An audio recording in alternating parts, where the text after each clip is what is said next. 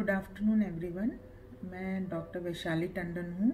मैं obstetrician and gynaecologist and IVF consultant हूँ। मैं doctor Kamlesh Tandon hospital and test tube baby centre Agra की director हूँ। मैं बहुत थैंकफुल हूँ अभिवीरा फाउंडेशन की, जो एक चैरिटेबल ट्रस्ट है, जिन्होंने मुझे ये मौका दिया कि मैं आपसे कनेक्ट हो सकूं। वैसे आप सब इस ट्रस्ट के बारे में जानते हैं, फिर भी एक ब्रीफ डिस्क्रिप्शन में देती हूँ। ये इंडिया के हाई ऑफिशियल्स की वाइव्स इसको रन करती हैं, जो कि IAS, IPS officers, cabinet officers, judiciary officers, army officers की वाइव्स हैं। और ये सोसाइटी इंडिया के वीकर सेक्शन के अपलिफ्टमेंट में और उसको हेल्थ सेक्टर से कनेक्ट करने में काफ़ी हेल्पफुल है। अब जब इंडिया और वर्ल्ड कोविड-19 की इस एपिडेमिक से फाइट कर रहा है, तभी भी ये फाउंडेशन एक प्लेटफॉर्म दे रही है डॉक्टर्स को और एक्सपर्ट्स को पब्लिक से कनेक्ट होने में। वैसे तो आप सब लोग जानते ही हैं कि कोविड-19 क्या बीमारी है और ये किस तरह स्प्रेड होती है, बट फिर भी इसके बारे में एक ब्रीफ डिस्क्रिप्शन मैं आपको देना चाहूँगी कि ये एयर से स्प्रेड नहीं होती जब तक कि आप एक 6 फीट का फिजिकल डिस्टेंस पेशेंट से मेंटेन नहीं करते।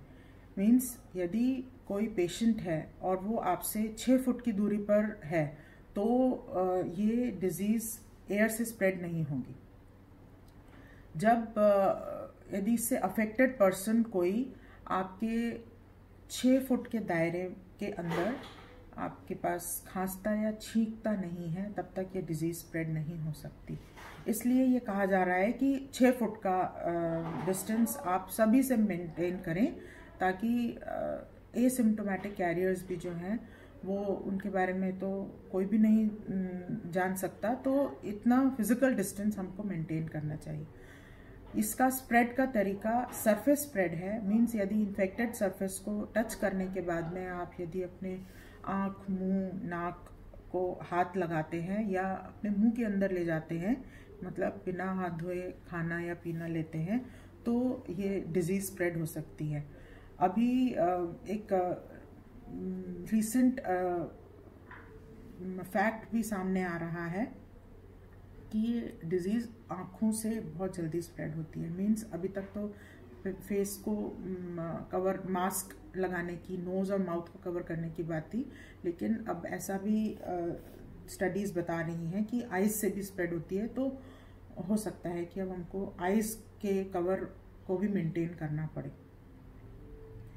जहाँ तक मेरी स्पेशलिटी है, मैं उसके बारे में आपको बताना चाहूँगी कि प्रेग्नेंट लेडीज़ और डिलीवरिंग लेडीज़ में अभी तक की स्टडीज़ ये बताती हैं कि इससे वर्टिकल ट्रांसमिशन नहीं होता। वर्टिकल ट्रांसमिशन मतलब मदर टू चाइल्ड ट्रांसमिशन नहीं होता है। हालांकि स्टडी ग्रुप बहुत छोटे हैं, इसलिए कॉन्फिडेंटली, अथॉरिटेटिवली ये बात नहीं कही जा सकती, बट फिर भी जितनी भी स्टडीज़ हुई हैं वो ये बताती हैं कि बच्चे को फीड देने से, ब्रेस्ट फीड देने से या डिलीवरिंग मदर्स से ये इन्फेक्शन नहीं फैलता, यदि mother physical distance delivered baby के साथ में मेंटेन कर सकती है। तो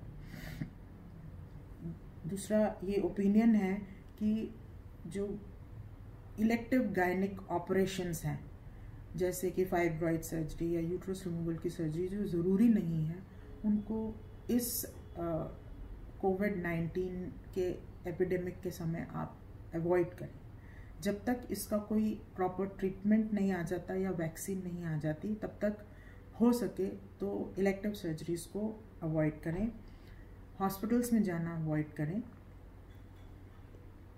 एक्सपर्ट्स, डॉक्टर्स अब इंटरनेट के थ्रू, व्हाट्सएप पर या टेलीमेडिसिन से आपको कंसल्टेशन दे सकते हैं, अपने ओपिनियन, आपकी प्रॉब्लम सॉल्व कर सकते हैं। क्योंकि मैं आईवीएफ स्पेशलिस्ट हूँ, इसलिए ये मेरा सजेशन है कि इनफर्टिलिटी ट्रीटमेंट और आईवीएफ ट्रीटमेंट को भी पोस्टपोन करें तब तक जब तक कि इस बीमारी का कोई प्रॉपर ट्रीटमेंट नहीं आ जाता। मेरा तो ये भी कहना है कि प्लान्ड प्रेगनेंसीज भी अवॉइड करें जब तक हम इस बीमारी का कोई इलाज नहीं खोज लेते। और जो सबसे इम्पॉर्टेंट पॉइंट है इस डिजीज़ से बचने के लिए वो है अपनी इम्यूनिटी को बढ़ाना।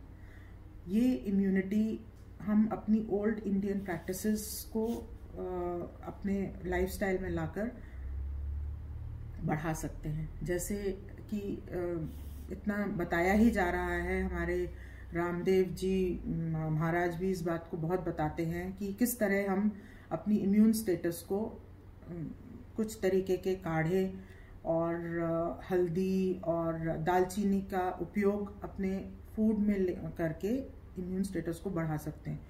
योगा और प्राणायाम का भी बहुत इम्पोर्टेंट रोल है और मेरा ये कहना है कि फैमिली को अपना इम्यून स्टेटस बढ़ाना चाहिए। तो ये सारी प्रैक्टिसेस पूरी फैमिली को करनी चाहिए, क्योंकि यदि कोई एक पर्सन भी अफेक्ट हो जाएगा तो वो पूरी फैमिली को इन्फेक्ट कर सकता है। वैसे तो डॉक्टर्स टेलीमेडिसिन और व्हाट्सएप के थ्रू अवेलेबल हैं, फिर भी यदि आपको मेरे से इस बारे में कोई फर्दर इंफॉर्मेशन लेनी है तो ये मेरा फ़ोन नंबर है और मेरा ईमेल आईडी है। आप इस पर मुझसे इस बारे में डिटेल्स और ले सकते हैं। आपकी कोई भी क्वेरीज हैं तो उसका उन क्वेश्चंस का मैं आंसर कर सकती हूँ। अगेन मैं थैंकफुल हूँ अभिवीरा फाउंडेशन की, जिन्होंने आपको मेरे से कनेक्ट होने का ये मौका दिया। Thank you.